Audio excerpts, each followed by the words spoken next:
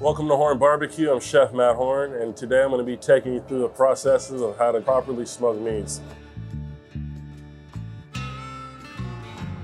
With each cut of meat, you're going to get a different internal temperature. Brisket, of course, is a bigger cut of meat, which requires a longer cook. We usually cook that 16 to 18 hours, but you may get a smaller brisket that may require you to cook for 12 to 14 hours.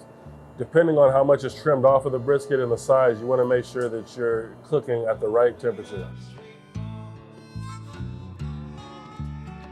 Now the shoulder is a little bit more forgiving. We do our shoulders for 8 to 10 hours. I usually use like a mustard bind on it, put a little bit of salt on it, and we smoke it that way. We want it to be tried and true. We want it to be a testament to the people that cooked it before we did. Spray it with a little bit of apple cider vinegar. We're gonna double wrap in foil. Raise your temperature a little bit. And once it's completely rest, where it's not too hot, where it's gonna burn yourself, take it out of the foil, put it into a container, shred it up. This is a very versatile cut of meat.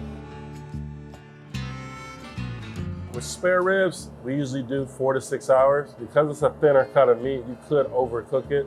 You wanna put the bones facing the fire. Once you start to get the beautiful color that you're looking for, that's when I like to spray it with a little bit of apple juice. That's what gives us that beautiful red color. Put it back on and you wanna finish it. You want the meat to pull from the bone a little bit. Once you've done that, it's tender. Pull it off, let it rest. Take your favorite barbecue sauce, brush it a little bit on there and finish it off with. Slice it up, serve it to your guests, and enjoy.